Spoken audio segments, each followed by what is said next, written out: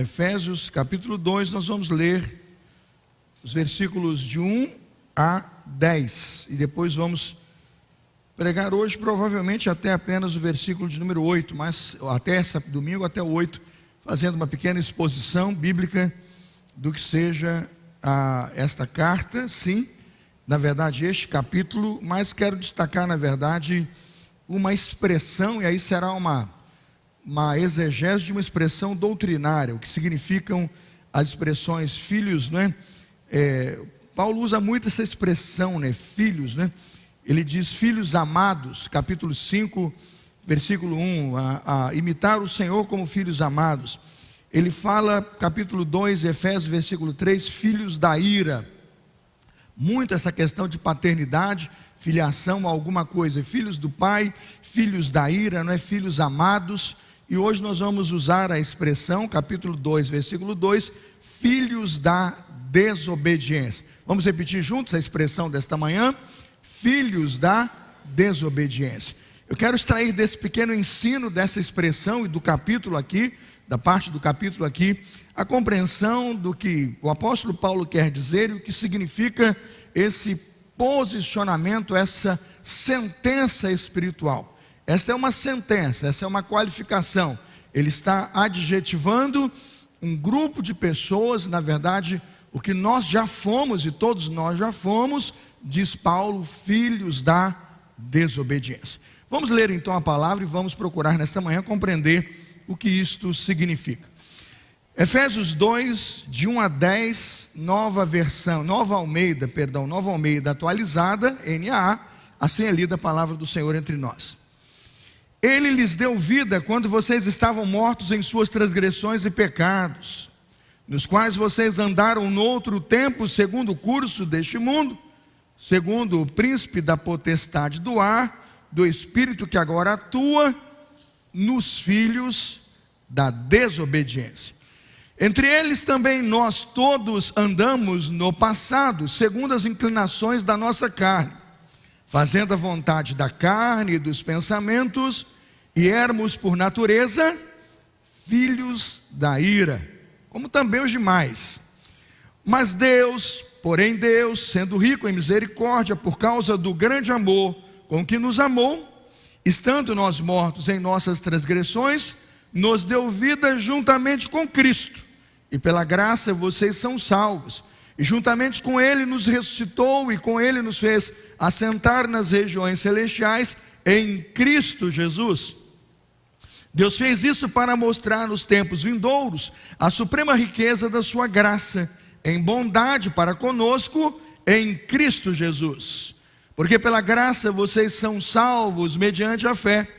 Isso não vem de vocês, é dom de Deus, não é das obras, para que ninguém se glorie, pois somos feituras dele, criados em Cristo Jesus, para as boas obras, as quais Deus de antemão preparou para que andássemos nelas. Amém, irmãos? Junto com os irmãos, versículos 1 e 2, eu queria ver o irmão lendo a escritura comigo, Efésios 2, 1 e 2, leitura uníssona, para o irmão fixar o foco. E se eu não conseguir dizer mais nada, e se esse culto tiver que terminar agora, o sopro do Espírito você já recebeu, porque essa palavra é viva e eficaz. Para a sua edificação, crendo que a Bíblia, soprada pelo Espírito de Deus, seu coração, vamos ler juntos? Ele lhes deu vida, quando vocês estavam mortos em suas transgressões e pecados, nos quais vocês andaram no outro tempo, segundo o curso deste mundo, segundo o príncipe das potestades do ar, do espírito que atua nos filhos da... Quem aqui já foi um filho da desobediência? Quem aqui já foi? Glória a Deus, não é mais, pelo nome de Jesus. Senhor, obrigado pela compreensão que já temos de onde nós estamos em disciplina espiritual, e obrigado porque a igreja já sabe que ela não é mais qualificada por esses termos, mas nós somos gratos porque foi de lá que o Senhor nos tirou, foi desse abismo profundo de desobediência que o Senhor nos resgatou como igreja e nos comprou com o seu sangue. Que nesta manhã visitemos mais este ensino, mais esta doutrina, e que ela seja alimento e despertamento para nós, e ela faça brotar em nós uma sede por pecadores, uma sede por aqueles que ainda estão nessa condição de desobediência e perdição. Nos ajude a viver o Evangelho, a transmitir o Evangelho, nos capacite a ser sal da terra, ó Deus, e luz do mundo, para que todos vejam e saibam que Jesus Cristo é Senhor, para a glória de Deus Pai. Que os méritos de Cristo, o Evangelho de Cristo, seja anunciado a tempo e fora de tempo, para que haja salvação não somente nesta casa, mas neste bairro, nessa cidade, no Brasil e no mundo. Oramos em nome de Jesus, e a igreja diz: abençoado seja a igreja do Senhor. Filhos da desobediência. Visitar a doutrina de Efésios capítulo 2 não pode ser feito sem antes visitarmos o primeiro livro da Escritura, carta, ou melhor dizendo, livro de Gênesis capítulo 3, versículo 17. Deus criou o mundo, capítulo 1, Deus coloca tudo no lugar, capítulo 1, Deus olha capítulo 2 para o mundo, em 6 dias após criar o mundo ele descansa, mas a cada dia da criação ele tem uma sentença: viu Deus que era bom. Ao criar o homem, o Senhor olha para o homem e para a beleza do homem que fez e diz que viu que era muito bom. Mas quando o homem começa a governar e a liderar, uma serpente encanta Eva com o seu canto de serpente, Eva encanta o seu marido com o seu canto de mulher, e aquele homem, aquela mulher comem do fruto proibido. Gênesis 3,17, há uma sentença desastrosa, há uma sentença horrorosa para o ato de desobediência. Gênesis 3,17, maldita é a terra por sua causa. A terra que era bênção, a terra que estava em ordem, a terra que havia relacionamento puro da terra com o Senhor, ela vai brotar espinhos, ela vai brotar abrolhos, ela vai brotar trabalho, ela vai gerar suor, ela está corrompida. Gênesis 3,17, pelo pecado, maldita é a terra por sua causa. Quando lemos um texto como esse, começamos a questionar e a procurar questionar que poder a desobediência tem.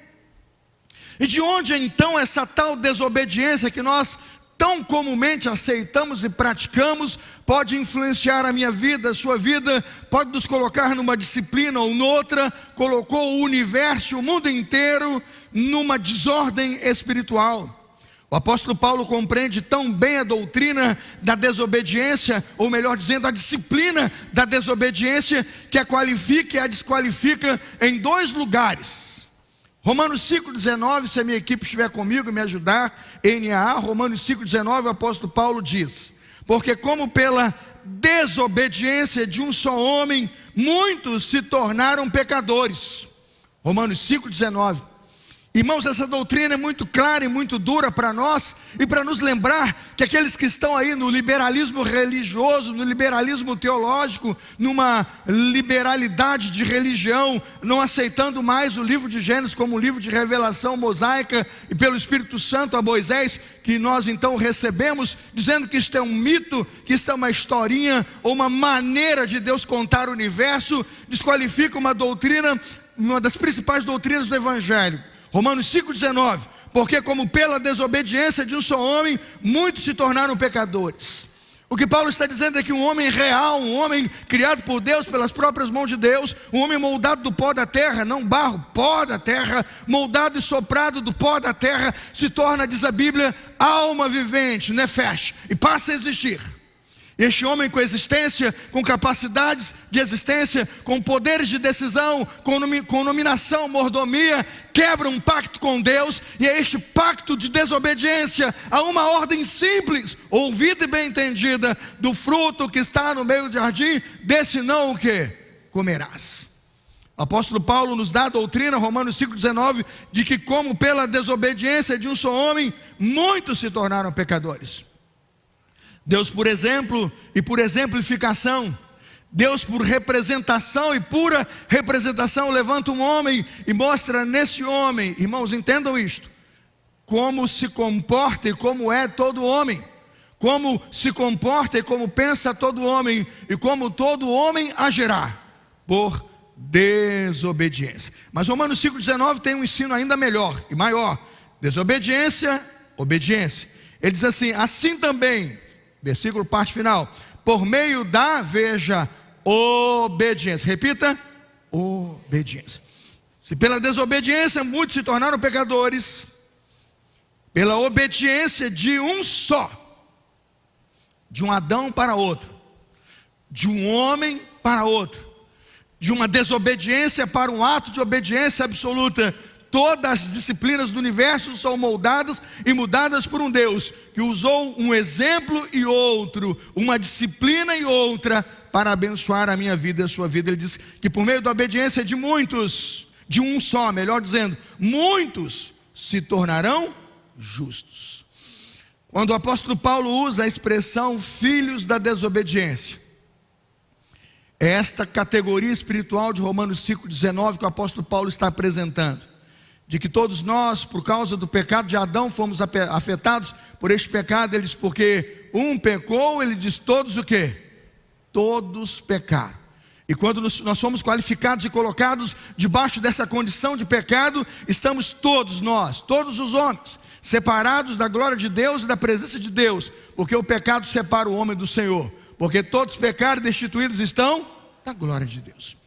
E diante disso o apóstolo Paulo começa seu ensino no capítulo 1, a igreja de Éfeso, e agora chega ao capítulo 2, para dizer àquela igreja, que todos eles que estão naquela igreja de Éfeso, um dia, e é isso que ele está dizendo no capítulo 2, versículo 2, um dia, todos nós que estávamos mortos em delitos e pecados, e que já fomos adjetivados como filhos da desobediência, pelo ato de obediência de Jesus, nos tornamos filhos do Pai, filhos da luz, filhos do ousado amor de Deus. Aqui eu quero trazer o primeiro ensino desta manhã, com o tema filhos da desobediência, sobre a condição espiritual dos filhos da desobediência, para que você comece a orar um pouco mais por você, pelos seus filhos, pela sua família, pela sua casa, e comece a olhar com um pouco mais de compaixão por aqueles que ainda não têm Jesus. Ponto número 1, a condição espiritual dos filhos da desobediência. Eu quero colocar a condição espiritual em que eles estão com duas características. Abra sua Bíblia agora, seja bereano, põe em dúvida o que eu estou dizendo para você crer. Eu falo que você deve duvidar então agora para crer. Se eu vou dizer, coloque em dúvida e diz, eu quero provar. Ao provar, olhe para a Escritura. Ao duvidar, olhe e creia. A Escritura diz assim, Efésios 2:2. Primeira característica, nos quais vocês andaram no outro tempo. Todos nós andamos no outro tempo. A carta de Éfeso é para nós também. E diz assim, há duas características aqui já. Segundo o curso deste mundo, depois da vírgula, segundo o curso deste mundo, segundo o quê? O príncipe das potestades do ar. Terceira, do espírito que agora atua em quem, irmãos? A primeira característica, irmãos, é uma característica de tragédia e de dor e de horror da condição espiritual. Condição espiritual que está aquele que não tem Jesus e é colocado debaixo do pecado de Adão, debaixo da desobediência daquele homem que pecou e tem sido assolado pelo poder do pecado, pelo poder devastador do pecado da humanidade. Ele anda segundo o curso deste mundo, ou seja, onde o mundo vai, ele vai. Ele não oferece resistência. Ele não é como eu e você ali numa cachoeira tentando subir a fonte contrária. Ele está num bote, na corredeira, e aonde a corredeira for, ele vai. Alguns pecadores conseguem conceber tanto isso, que a filosofia do pecador é deixa a vida. É exatamente isso. Você não oferece resistência, você não apresenta nenhum esforço, você não quer questionar sistemas, você simplesmente os recebe, é mais ou menos assim, tudo que diz é verdade, tudo que vem é bom, porque a vida é muito boa, deixa a vida me levar. O apóstolo Paulo disse para a igreja de Roma que é justamente o contrário, que o salário do pecado é o que, irmãos? Quando nós não resistimos o pecado e não enfrentamos o pecado e não qualificamos o que fazemos, é perceber que nós já somos filhos da desobediência. Andam segundo o curso do mundo. A vírgula diz assim, segundo o príncipe, pode manter o texto na tela, segundo o príncipe da potestade do ar. Quem é o príncipe da potestade do ar aqui, irmãos? Quem é? É o diabo. Paulo usa uma terminologia muito interessante para os gregos, e essa é uma boa leitura do mundo grego. O príncipe da potestade do ar é o diaboloi, né? O diabo, o Satã, que é do hebraico, o adversário. A Bíblia diz que o dragão, antigo o quê? Serpente. Esse é o príncipe, que coordena e comanda a vida de muitos, porque a Bíblia diz que secularmente o Deus deste século, Paulo diz aos Coríntios, o Deus deste século fez o quê? Cegou, encobriu o entendimento, para que não seja resplandecida aos seus olhos a glória do Senhor. Volte ao texto, seja bereano agora, prove o que eu estou dizendo. Segunda característica, há subcaracterísticas da característica, mas a primeira característica: esses filhos de desobediência são levados pelas tendências do sistema mundial e são controlados. Aguarda essa palavra, irmãos. Eles são controlados pelo poder de Satanás. Efésios 2:2. Segunda característica. A segunda característica que identifica os filhos da desobediência é que eles são dominados. Se num aspecto eles são controlados, na segunda característica eles são dominados por sua natureza pecaminosa. O pecado os domina, o pecado comanda a vida deles. É o pecado que dita a sua agenda.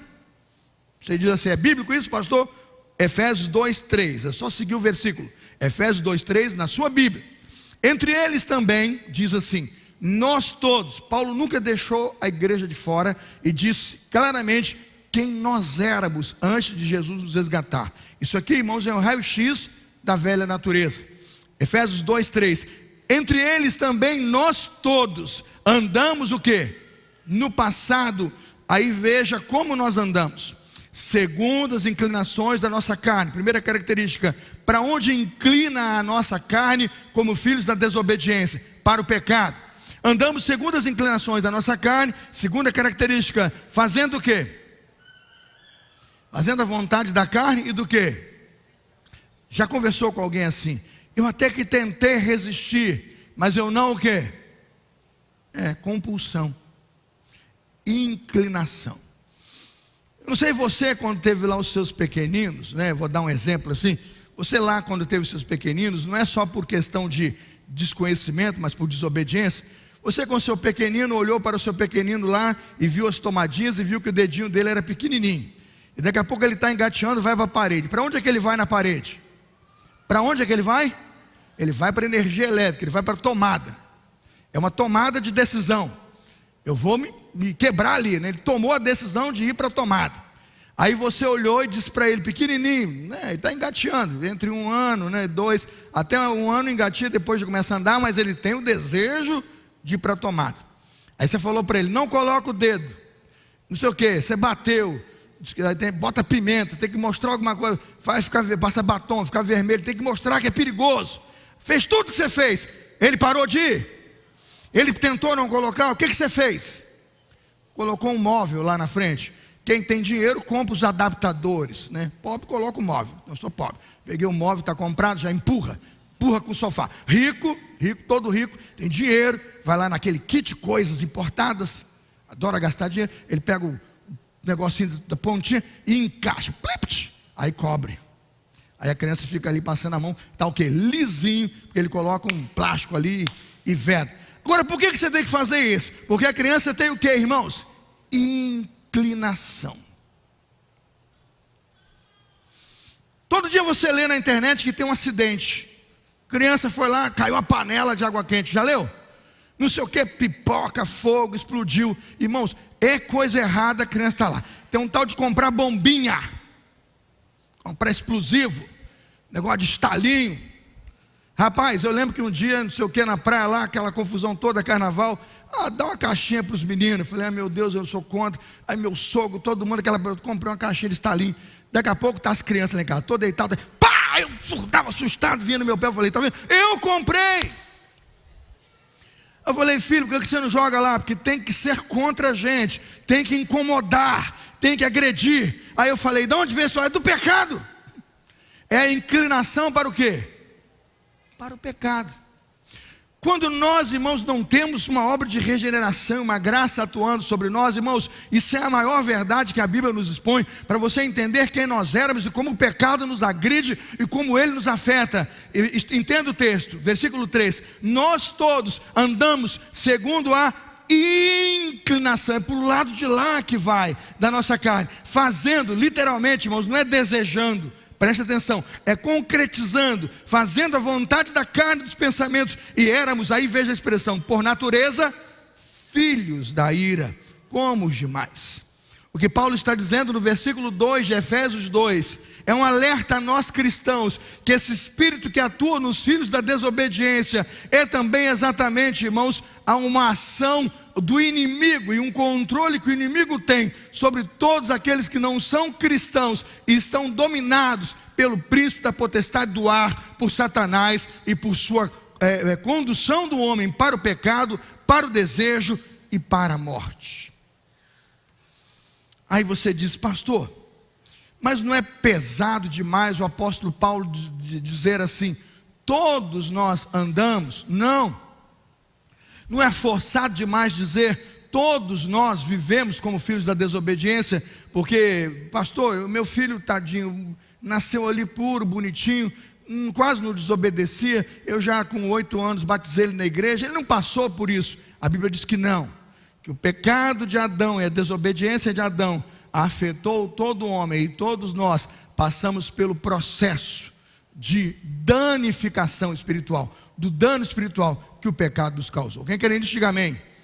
Isso é o que diz a Escritura. Aplicando este ponto, então, eu vou dizer para você que não existe na vida espiritual café com leite. Você não vai entender o que eu estou dizendo até eu explicar. O que é o café com leite? Eu já fui criança, irmãos. Eu já fui criança, muito branquinho, cabelinho lourinho, parecia algodão, né? Quase albininho, branquinho, quase albininho, branquinho mesmo. E quando eu ia brincar, eu gostava de brincar com os maiores, né? Que a gente é pequeno, mas a cabeça é grande, né? O nariz também. E quando você vai brincar com aquele grupinho muito pequenininho, não tem muita graça. Aí você vai brincar com os maiores, porque são mais fortes, são velozes, e é gostoso ganhar dos maiores. Mas eu não aceitava uma coisa: quando eu ia brincar, pique pega, pique altinho, não é isso? Pique bandeira, botava a mão na minha cabeça e dizia assim: você é triste. Já brincou, pastor Alexei, de café com leite? É triste. O pastor sempre foi forte, grande, né? Café com leite é triste. Vanderlei também não foi café com leite, nunca foi. Vanderlei era o principal do time, né? Sentava na bandeira, ninguém pegava a bandeira, cara. Tá doido. Aí o café com leite, eu ia, pegava a bandeira e falou: bota lá. Eu tinha que botar lá, porque eu não valia nada. Eu não era nem do time A, nem do time. Eu nunca pegava, eu nunca colava. O cara me tocava, eu podia andar, porque eu nunca virava estátua. Eu era café com?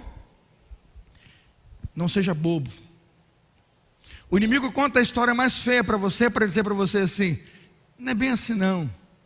Ele tenta dizer que no mundo espiritual, você que não fez nada, você que não adulterou, você que não roubou nada de ninguém, você que fala só a verdade, somente a verdade, que você não é pecador. No reino de Deus, o diabo diz que você é café com? Que as consequências do jogo da vida não estão sobre você. Cuidado, este não é o ensino do Evangelho. Não, o ensino do Evangelho diz que todos nós assumimos posições espirituais, porque espiritualmente não existe posição neutra. Sabe, irmãos, quem não está ligado a Jesus Cristo pela obediência e pela fé, está condenado, claramente condenado.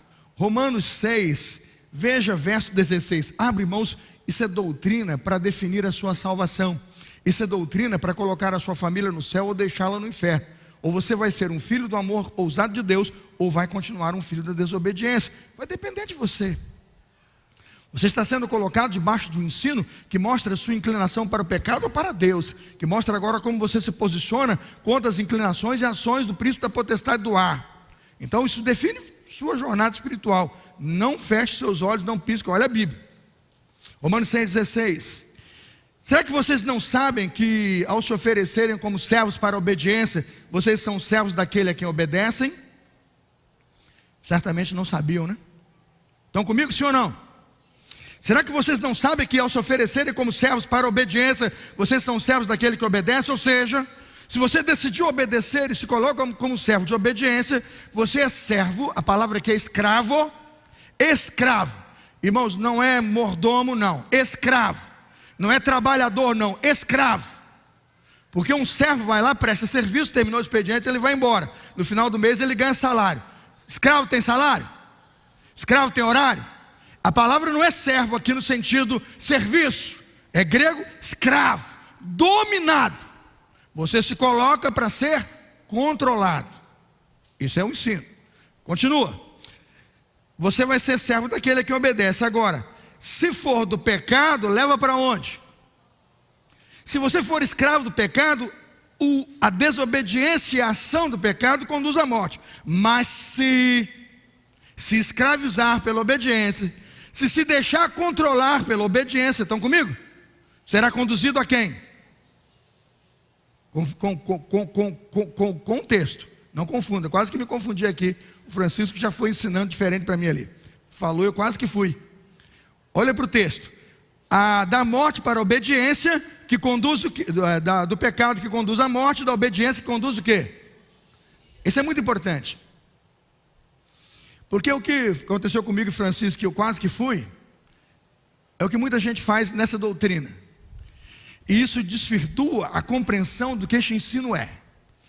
Porque no paralelo, seja do pecado para levar à morte, da obediência, irmãos, é intuitivo. É intuitivo, é inclinação. Se do pecado leva à morte, da obediência leva o que, irmãos? É intuitivo, leva à vida. Não, Paulo é... Irmãos, nem Paulo tem dimensão do que ele fez, porque isso não é humano. Isso é do Espírito. Só o Espírito pode produzir a Bíblia, porque a Bíblia é um livro espetacularmente perfeito, vivo, eterno, para ensinar o mundo inteiro quem é Deus e quem é o homem. Por isso a palavra vida não está ali, está uma obediência que conduz à justiça. A correlação pode ser comparada, veja comigo, 6,17, para fechar uma ideia aqui. Mas graças, 6,17, mas graças a Deus, que tendo sido escravos do pecado, vocês vieram obedecer de coração, inteiramente controlados, de todo o coração, a forma de doutrina que foram entregues. Por isso ele está dizendo que é doutrina. Há um ensino que vocês compreenderam. Não é vida no sentido vida de viver. É justiça, uma ação produzida por um ato de Deus que justifica o que você faz, que justifica o que você recebe e que modifica por justiça, sentença quem você é. Os que são obedientes à lei de Cristo são levados à justiça. O que é que isso significa? Que não é certo dizer que o que é obediente à lei vai ser levado à vida, de jeito nenhum. Aprenda isso. E por isso não está a vida aqui. De jeito nenhum quem obedece é levado à vida. Não, é levado à justiça. Por quê? Dizer que obediência leva à vida é a pior doutrina que o Evangelho poderia produzir. Seria ensinar justificação pelas obras. O que Paulo estaria dizendo se colocasse vida ali, é que eu sou justificado porque eu obedeço. Então eu sou salvo porque eu faço. Eu sou salvo porque, entenda, eu decidi ir ali fazer. Isso é justificação pelo que, irmãos? Pelas obras. O que esse capítulo dá, não é pelas obras. Então Paulo, nosso missionário, irmãos, olha o ensino. Se o salário do pecado conduz à morte, a obediência conduz à justiça. Ela leva você à cruz. E lá na cruz, o ato de justiça, a ação justificadora de Deus, ela perpetra a sua vida, ela modifica as suas ações, e você reconhece sua total incapacidade de chegar a Deus, e por justiça de Deus, você é salvo. Não pelas obras, para que ninguém o quê? Se glorie, mas pela justiça, pela justificação de Deus. Então todos os dias eu vou dizer, eu obedeço e eu não sou salvo pela minha obediência. Eu sou salvo pelo Cristo obediente, que me ensinou obediência e me santifica com sua obediência, com suas ações de justiça. Pela graça sois salvos, por meio da fé. Se não vem de vós, é dom de quem? É dom de Deus. A única obra, o único sacrifício que nos pode conduzir ao céu é Jesus. Ou seja, sabe, irmãos, a vida eterna não é resultado da obediência. Repito, a vida eterna não é resultado da obediência. A vida eterna é resultado da graça de Deus. Pela graça sois salvos por meio da fé. O apóstolo Paulo defende isso. Romanos 6, 23. Repito, a vida eterna não é resultado da obediência. Romanos 6, 23. Porque o salário do pecado é a morte. Quem está em casa não ouviu, né? Porque o salário do pecado é a morte. Mas o dom é dom. O dom gratuito de Deus é o quê? A vida eterna em Cristo Jesus, nosso Senhor. Paulo nos ensina que a obediência leva à justiça. Dr. Martin Lloyd-Jones. Essa justiça nos leva àquela vida reta que Deus planejou. Eu passo a viver por imitação à obra de Cristo. O apóstolo Paulo ensina isso em Efésios 2:10, que quando eu passo pela cruz e recebo todos os atos de justiça e salvação de Deus em direção a mim, pecador, Efésios 2:10 diz: somos feituras dele, feitos em Cristo Jesus, criados a partir de Cristo Jesus, para o que, irmãos? Para as boas obras, as quais Deus de antemão preparou, para que nós o quê? Andássemos nela. É a justiça de Deus que nos leva à obediência. A obediência ao pecado leva à morte, a obediência a Cristo leva à santificação. Andar em boas obras, porque Cristo nos fez uma nova criatura e nos chamou para andarmos nele. E são os atos de Jesus e a maneira pela qual nos santificamos e andamos nele que vemos morrer os desejos da carne. Mas o que são desejos da carne? Efésios 2:3: entre eles todos nós andamos no passado segundo as inclinações da nossa carne. Desejos da carne, vamos pensar aqui. Desejos da carne: picanha. Prometeram, estou esperando. No meu mercado estava 100 e tantos conto lá. Ah, mas essa é muito cara. Mas é essa que o Guanabara me oferece no aniversário do Guanabara. O YouTube vai derrubar o patrocínio aqui. Picanha, pá de bola, patinho, hein? Alcatra, contra filé. É isso? É isso? Está na hora do almoço? É. Carvão, hein? Queijo coalho, pão de alho. Festa da carne. Não, não é isso não. Mexi com você, você vai querer correr. Metade vai embora agora para fazer o churrasco, né? Não. Desejo da carne aqui é o que Paulo diz ser a nossa vida do passado. Paulo diz à igreja que isso era a nossa concupiscência, a nossa paixão do passado. Dá uma olhada em Efésios 4:24, que é que Paulo fala como obra da carne. Acompanha aí, por favor. Doutrina, culto doutrinário. Efésios 4:22. Quanto à maneira antiga de viver, vocês foram instruídos a deixar de lado o que, irmãos? É isso aqui que Paulo chama de carne. Velha natureza, que se corrompe segundo o quê? Desejos enganosos. 23. A se deixar renovar no espírito do entendimento de vocês. 24. E a se revestir da nova natureza, criada segundo Deus em justiça e retidão, procedentes do quê? Da verdade. Paulo está dizendo, irmãos, que quando nós éramos da inclinação da carne, nós nos deixávamos levar pela velha natureza, por todas as corrupções e enganos que um dia nós vivemos e não nos levaram à vida plena e à vida abundante. O que significa carne aqui? Efésios 2:3. Entre eles todos nós andamos segundo as inclinações da carne, fazendo a vontade da carne. O que é carne nesse texto então? Carne nesse texto é uma coisa simples e que você precisa guardar. Carne aqui é o ser humano em seu estado de rebeldia contra Deus. Carne aqui não é bife. Carne aqui é um homem rebelde, um homem rebelado, um homem que entende bem, de todo o coração e propositivamente, sabe o que tem que fazer e não faz. Conhece a lei, os mandamentos e desobedece. E se inclina volitiva e voluntariamente para ser dominado e controlado pelo que, irmãos? Pelo pecado. É aquele menino que você diz não vai, você vai se quebrar e ele vai. Isso é carne.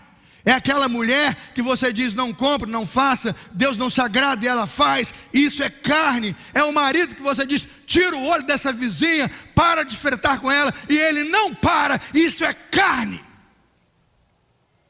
Carne nesse texto é o ser humano que se rebela contra um Deus que nos dá um ensino de amor, de vida, de conduta abundante, de reparação e salvação por um sacrifício que nós nem merecíamos, mas nós nos rebelamos, repudiamos, dizendo não queremos, não gostamos, religião, coisa cafona, igreja, pastor, dízimo, isso e tudo isso, e todo esse espírito de rebelião, carne, de quem ainda não tem uma nova natureza, de quem ainda não compreende o Evangelho e não o aceita. Romanos 6,6. Sabendo isto, que a nossa velha natureza foi crucificada com Ele, para que o corpo do pecado seja destruído, e não sejamos mais escravos do pecado. Irmãos, que evangelho poderoso, que ensino poderoso nós temos ao aceitarmos e descobrirmos que nós não somos mais filhos da desobediência, mas entendemos o poder que essa desobediência tem, e como essa desobediência que nos está colocada e nos está imposta por um pecado que devastou o homem, pode nos destruir e ainda nos destrói hoje, se nós não renunciarmos tudo isso por amor à cruz e ao ousado amor de Deus. Romanos 7,18 diz assim: porque eu sei que em mim, isto é, a minha carne, não habita bem nenhum, pois o querer e o bem está em mim, mas não o que? O realizá-lo.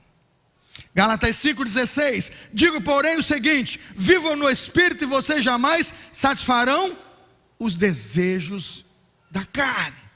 É isso aqui, irmãos.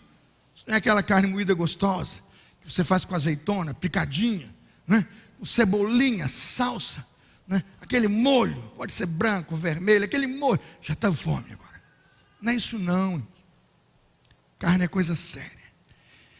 Carne é aquilo que somente a cruz e o Espírito de Deus nos pode fazer o quê?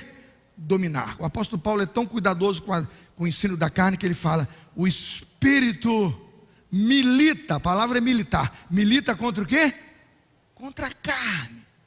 E ele diz: deixa o Espírito vencer, não deixa a carne te dominar.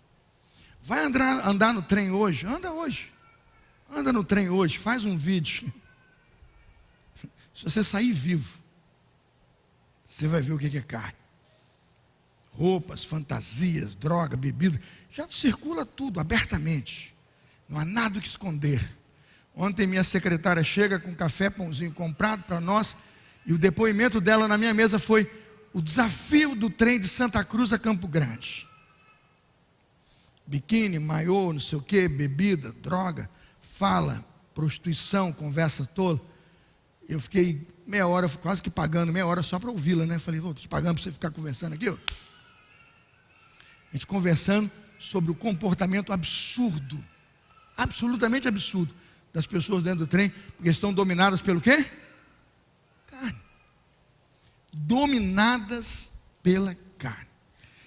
Dessa existência carnal brotam o que chamamos de concupiscências. Paulo diz que é desse ser carnal que saem as concupiscências. Romanos 7,5: porque quando vivíamos segundo a carne, as paixões pecaminosas despertadas pela lei operavam em nossos membros, a fim de frutificarem para o quê? Para a morte.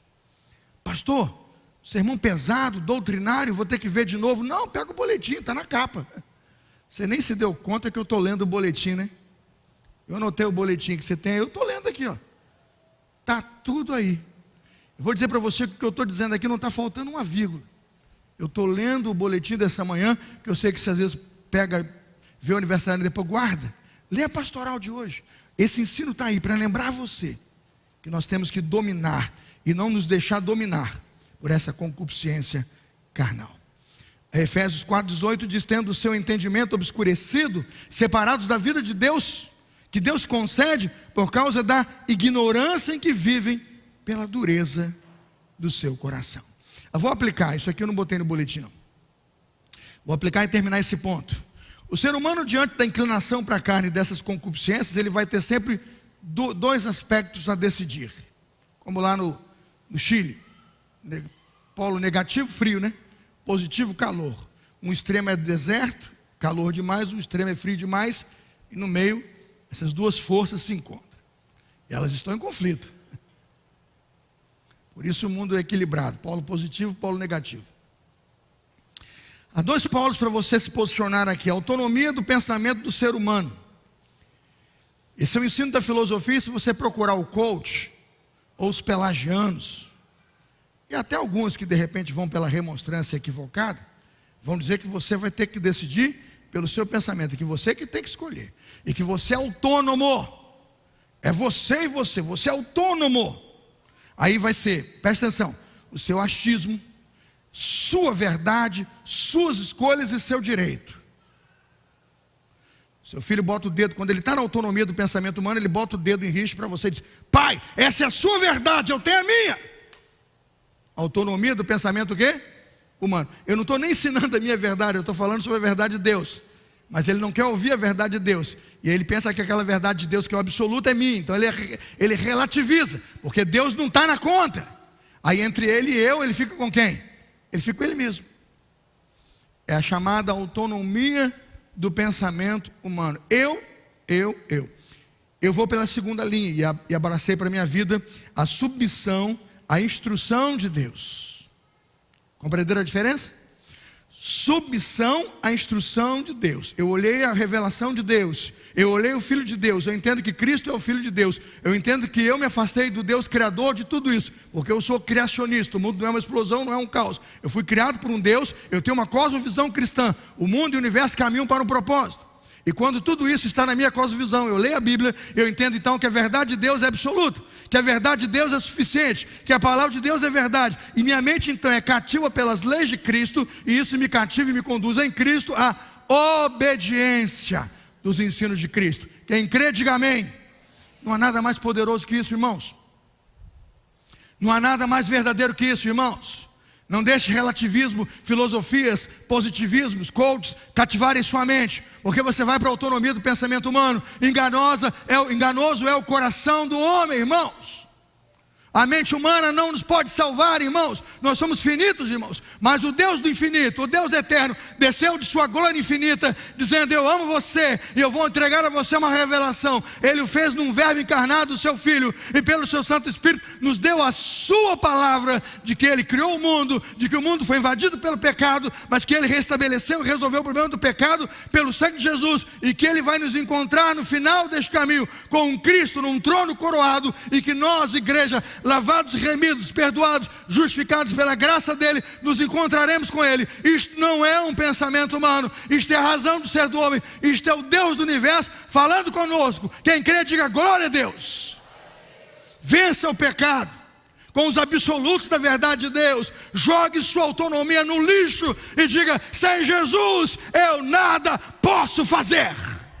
Se ele não der um projeto científico a um cientista, ele nada faz. Não há vacina que cure, não há médico que opere. Se esse ar parar agora, se o oxigênio for desconectado agora, não há um ser humano capaz de viver aqui. Por isso todos os dias eu olho para Deus e digo: obrigado, Senhor. Do Senhor é a terra, do Senhor é a plenitude, o mundo, os homens e todos os que nele habitam. Este é o ensino mais poderoso do Evangelho. Ore pelos seus filhos, ore pelos seus netos, e os leve e os ensine. Não a autonomia do pensamento humano, isso é desobediência. Sim, a submissão à instrução de Deus, isto é obediência. Obediência inspirada em Cristo, à luz da verdade de Cristo. Segundo ensino. Meu pai, eu só fiz o primeiro ponto. Tem culto da noite hoje? Então vou ter que terminar de manhã. Nem tem, se tivesse culto da noite, eu ia parar aqui e terminava a noite. Não tem? Aguenta aí, irmãos. Deus tem mais. E se precisa sair, fique na paz. Assista depois, não vou ficar triste não. Mas eu preciso pregar o Evangelho. Eu estava de férias, igreja, 4 domingos aí com os pastores eu dei. Missionário teve domingo passado, eu dei 2 horários. Hoje quase que o pregaria. Falei: Senhor, deixa eu pregar, Senhor. Eu preciso pregar no meu púlpito, a minha igreja espera, pastor. Segunda coisa é a condição natural dos filhos da desobediência. O que é a condição natural? Está no boletim. A condição natural dos filhos da desobediência é que eles são, irmãos, é simples, por natureza, filhos da ira. É por isso que as palavras são importantes. Entendeu, Francisco? Não está vida ali porque é justiça. Não está vida ali porque senão é salvação pelas obras. E aí o versículo 8 perde sentido. Olha aqui, irmãos, a condição natural dos filhos da desobediência é que eles são, por natureza, filhos da ira. Dá uma olhada aí, não sou eu que estou ensinando não, é o Espírito. Efésios 2:3, acompanhe. Entre eles também nós andamos no passado segundo a inclinação da nossa carne, fazendo vontades da carne e dos pensamentos. Aí veja, éramos, não é que nós somos, éramos por o quê? Éramos por o quê? Por natureza. Você vai dizer assim: pelagianos. Não, eu decidi pelo pecado. Em nome de Jesus, cuidados, pelagianismo, heresia. Não, você nasceu puro, tem isso? Tem batista que prega isso. Você nasceu puro, virginal, santo, e em algum momento lá na sua idade da razão você decidiu pelo pecado. Aí ele diz que ali você caiu. Não! Eu nasci em pecado, e em pecado me concebeu o quê, irmãos? Isso está no Evangelho, sim ou não? Este é o ensino. E isso só foi reparado, e isso só é corrigido pelo quê? Pela graça de Jesus. Porque Deus amou aquele menino desde o ventre da sua mãe. Mas não fosse Jesus, a condição era o quê? Pecador perdido e não remido. Cuidado. Éramos por natureza, já naturalmente assim, filhos da ira. No passado, esse aprisionamento pelo pecado caracterizou todo ser humano numa natureza. Ele é filho da ira de Deus. Por quê? Ira contra o pecado. Onde está a ira de Deus? Do suor do teu rosto comerás o quê? O teu pão. Qual foi a sentença para Adão? Por sua causa maldita seja o quê? A terra. Ira. Deus é santo, mas Deus se ira. A ira e a correção é contra o pecado.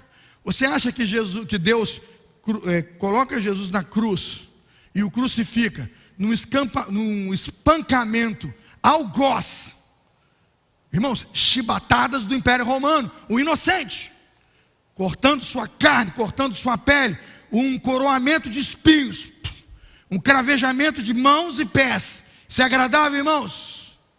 Porque o Filho de Deus estava debaixo da maldição dos nossos pecados. Ele foi atingido pelo quê? Pela ira de Deus.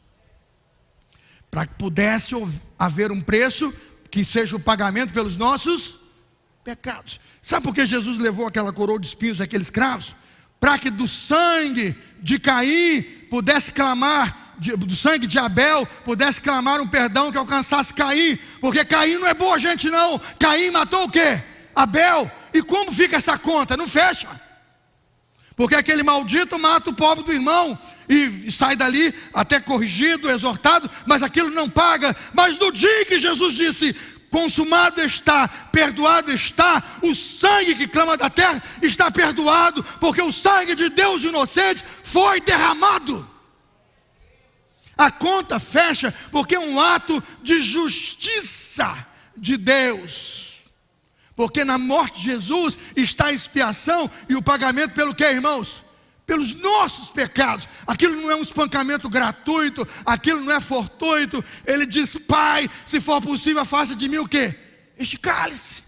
Agora, por que está sendo essa cena de horror? Porque está o Filho de Deus debaixo da maldição. A Bíblia diz que ele foi feito maldição. Por quê, irmãos? Por nós. A Bíblia diz: maldito é aquele que é levantado o quê? No madeiro. Então, se nós entendemos o que significa ser filhos da ira, entendemos. Se nós entendemos o que significa uma ira de Deus manifesta contra uma humanidade pecadora, entendemos. Mas ele fez isso dirigindo sua ira à cruz de Cristo, à morte de Cristo e já à glória de Cristo, à sua ressurreição. O que a condição natural então deste homem me ensina? Por si mesmo nenhum ser humano é capaz de romper os lhamos do pecado. Está no seu boletim. Nenhum ser humano pode romper esta barreira. Nenhum ser humano é capaz de praticar essa vontade absoluta de Deus. Mas a única razão que nos faz tirar de lá é que nós éramos réus do juízo divino. Mas Deus praticou justiça divina em seu Filho, Filho único, para morrer na cruz do Calvário, para que todo aquele que nele crê não pereça, mas tem o quê? Eu vou correr, ponto 3. A desobediência humana e a riqueza da misericórdia do Deus o Pai. A desobediência humana e a riqueza da misericórdia de Deus o Pai. Abra sua Bíblia, Efésios 2:4. Efésios 2:4 diz assim: há uma partícula aqui muito positiva. Mas Deus, sendo rico em misericórdia, por causa do grande amor com que nos amou, estando nós mortos em nossas transgressões, nos deu vida juntamente com Cristo. Pela graça sois o quê? Salvos. Versículo 4, sendo rico em misericórdia. O que é misericórdia? O que é misericórdia? Justiça. Justiça é receber exatamente o que você merece. Isso é justiça. Você está lá, teve uma cena, vê o jornal te entrevistar, você está sofrendo uma justiça, você vai para o jornalista e fala assim: eu quero direito, né? Justiça. Você não quer nem mais nem menos. Você quer o quê? Justiça. Sequestraram teu filho, eu quero que seja feita justiça. Roubaram a tua casa, chama lá ocorrência. Eu só quero justiça. É direito. Justiça. Justiça é direito. O que é misericórdia? Se justiça é receber o que você merece, o que é misericórdia? Misericórdia ainda não é graça. Entenda, é um aspecto da graça, mas ainda não. Misericórdia é deixar de receber o que merece. Entendeu? Se justiça é receber o que merece, é justo, é mérito e é a sentença, a misericórdia diz o seguinte: você merecia isso, mas eu vou te dar outra coisa. Ou melhor, não, você não recebe outra coisa, você deixa de receber. A misericórdia não é ganhar outra coisa, é deixar de receber alguma punição, é deixar de receber um agravante. Você merecia 2 dias na cadeia, não vai passar na cadeia. Não ganha um passeio para Hollywood, mas não vai passar na delegacia. Isso é o quê? Misericórdia. Você deixa de receber, aquela sentença deixa de ser o quê? Aplicada. Justiça recebe o que merece, misericórdia deixar de receber o que merece. A irmã falou graça. Graça é diferente, é receber o que não merece. Aí é um nível, é um terceiro nível. Graça você recebe o que não merece e o que não fez por merecer. Aqui o apóstolo nos dá uma aula de misericórdia. Deus sendo rico em misericórdia. A palavra tem 2 aspectos: miserocardia, misericórdia. Cardiologista, né? Cordes. Miserocardia, o que é isso? A miséria do outro atinge o meu coração. Entendeu? Misericórdia tem a ver com compaixão. Quando a sua miséria toca o meu coração e eu ajo em seu favor, eu usei de miseriocardia. Sua miséria me tocou, eu vou exercer o quê? Compaixão. Deus sendo rico em misericórdia por causa do seu grande amor. A misericórdia de Deus é fruto do seu grande amor. O porém da misericórdia é uma conjunção adversativa. Ela traz a ideia do grande contraste. É aqui que tudo muda. É aqui que tudo muda. É aqui que tudo se modifica. Segundo a riqueza da sua graça. Efésios 1:7. Paulo já vem falando disso. Você leu a carta? Lê a carta de Efésios agora no carnaval. Você vai se converter de novo. Vou te falar. Você vai nascer umas tantas vezes essa semana. Efésios 1:7. Nele temos a redenção pelo seu sangue, a remissão dos pecados. Mas isso vem de onde? Segundo a riqueza da sua graça. Deus é rico em misericórdia e graça. Amém, irmãos? Deus não desiste de amar. Olha, irmãos, uma coisa que aprendi é que não há pecado, irmãos, tão grande que não seja alcançado pelo poder da cruz. E não há pecado tão pequeno que não mereça e não precise passar pela cruz. Mas quando nós vamos à cruz, irmãos, que coisa preciosa, nós somos transformados por Deus, nós somos transformados pelo poder de Deus, pelo perdão dos nossos pecados. Isso faz com que as nossas ações sejam motivadas e dirigidas pelo amor de Deus, pelo ousado amor de Deus, e nós obedecemos única e exclusivamente porque amamos a Deus e os seus ensinos. A riqueza de sua graça e o derramar dessa graça sobre nós é completada na declaração: Deus é rico em misericórdia e graça. Isso nos faz renascer para uma viva e justa esperança. 1 Pedro 1:3. Bendito seja o Deus e Pai de nosso Senhor Jesus Cristo, que segundo a sua grande misericórdia nos regenerou para uma viva o quê? Esperança, e mediante a ressurreição de Jesus Cristo dentre os mortos. Para terminar essa mensagem, o último ponto, eu termino aqui. Para onde o ensino dos filhos da desobediência nos leva? Primeiro nos levaram à inclinação da carne, depois nos levaram a conhecer o nosso estado de filhos da ira.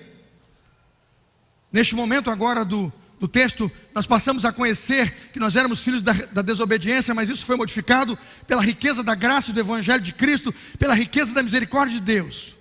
Mas eu queria terminar esse sermão falando da obediência e do grande amor com que Deus nos amou. Efésios 2, 4 e 5 diz assim, terminando o sermão: mas Deus, sendo rico em misericórdia, por causa do grande amor com que nos amou, estando nós mortos em nossas transgressões, nos deu juntamente com Cristo. Irmãos, essa palavra é muito importante. As palavras são importantes. Juntamente com Cristo. Pela graça, vocês são salvos. Esse grande amor se concretizou na cruz de Cristo. E como Cristo é poderoso e perfeito para sustentar esse amor não é uma paixão passageira. Esse amor não é uma vontade que dá e passa. Esse amor não é uma intenção de Deus que pode ser modificada, abstraída ou transformada. Não. Esse é um amor decidido. Esse é um amor eterno. Esse é um amor absoluto. É um Deus que, tendo eleito você, chamado você, escolhido você, Ele vai buscá-lo e salvá-lo, apesar de você.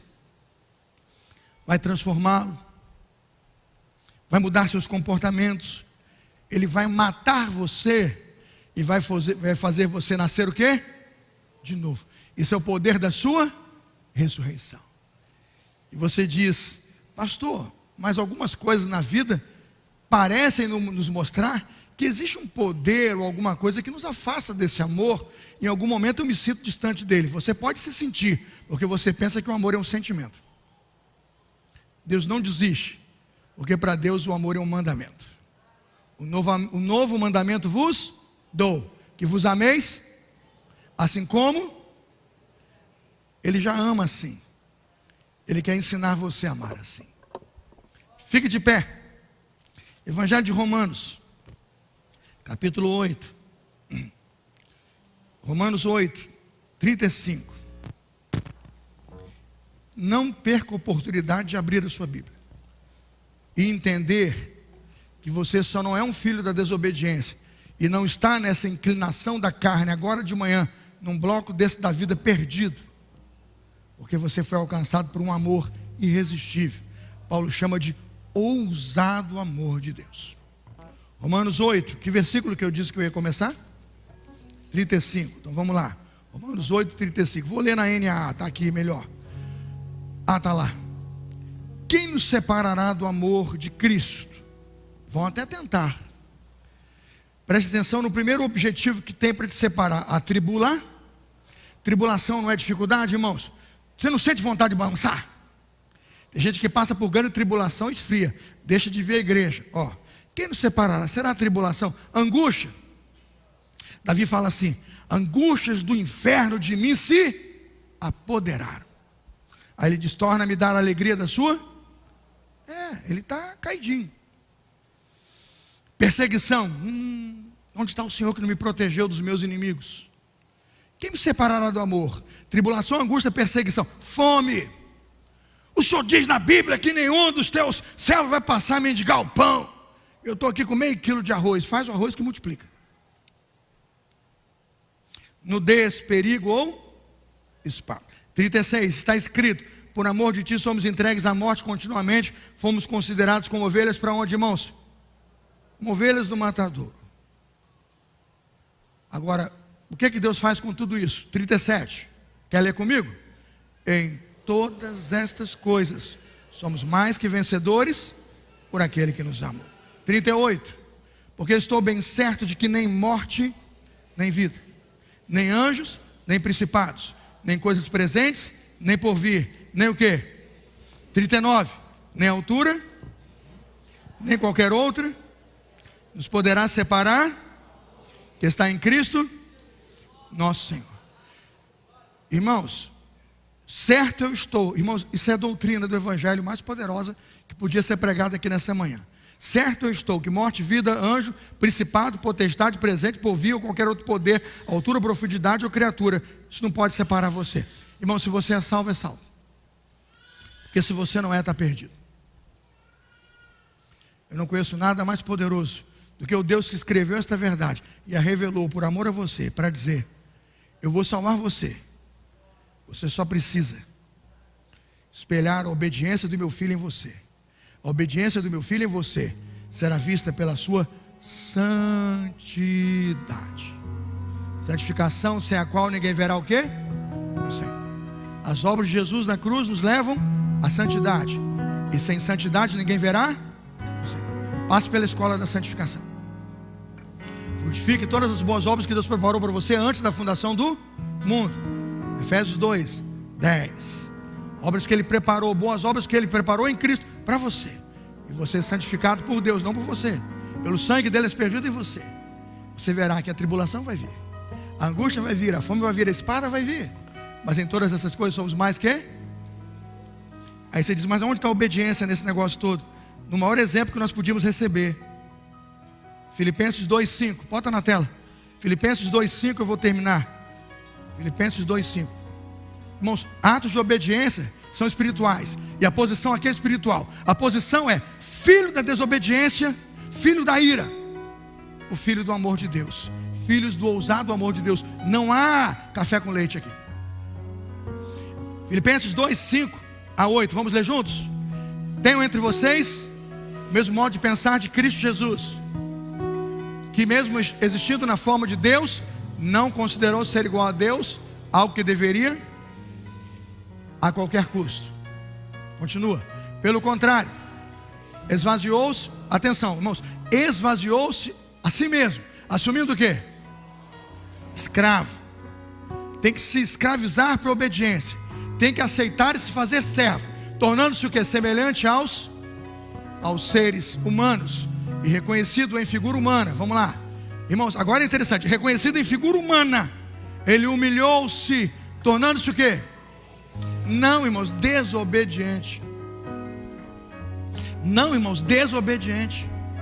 Em desobediência. É isso, irmãos? Isso não é o evangelho. O evangelho é que ele se humilhou e tem que se humilhar. Tem que morrer o eu. Egocentrismo, não. Vida centrada em Deus. Humilhou-se, esvaziando a si mesmo. Tomou a forma de servo. Foi obediente até o quê?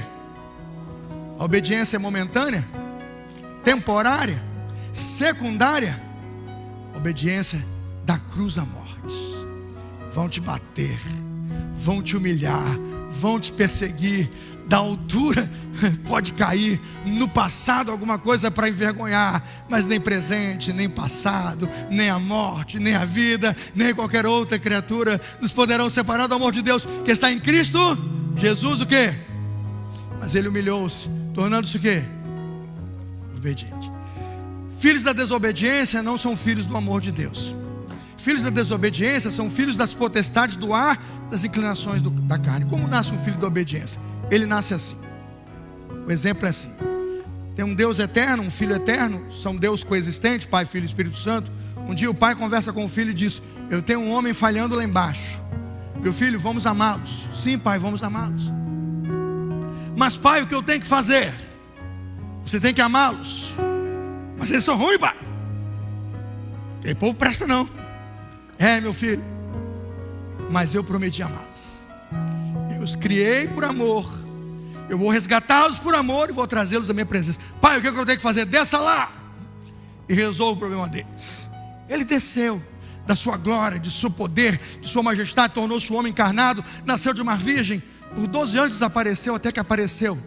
Apareceu e fez bobagem, ficou no templo, não avisou para os pais. A mãe ficou preocupada, o pai ficou preocupado. Como uma criança comum, era um ser humano. Aos 30 anos, reapareceu. Começou a pregar, e quando pregou, começou a pregar e ensinar, poucos entendiam o arrependimento. Foi João Batista e se batizou. João Batista: não, longe de mim batizar o Senhor. Não, eu tenho que ser batizado para que se cumpra o que está escrito. Não era para arrependimento de pecados, é para cumprir a escritura, é para dar o exemplo à igreja. Ele começa a chamar discípulos e diz: se quiser seguir e vir após mim, negue-se o quê?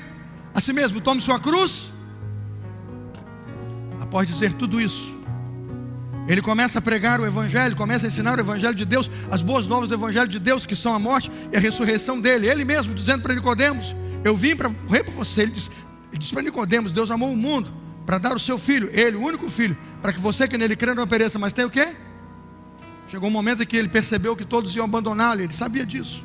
Judas ia traí-lo, ele saiu traidor, está na mesa. Quando Judas saiu, ele vai a um jardim, suando gotas como que de sangue. Ele diz: Senhor, Pai, se for possível, faça o quê? Para mostrar a humanidade, para revelar o homem Jesus. Não era somente um Deus, 100% Deus, 100% homem. Pai, se for possível. Mas a oração final: não seja como eu quero, mas como o quê? E quando a comitiva romana chegou para colocar a mão neles. Ele disse: vocês não me prenderam, e vocês não estão me prendendo, vocês só vão tocar em mim, porque eu me entrego. Ele se entregou na cruz do Calvário e disse: Eloi, Eloi, lema sabachthani, Deus meu, porque me... Obediência, não, irmãos? Abandonado pelo próprio Pai, porque quando o pecado entra, Deus tem que sair. Para expiação do pecado, o pecado não toca o quê?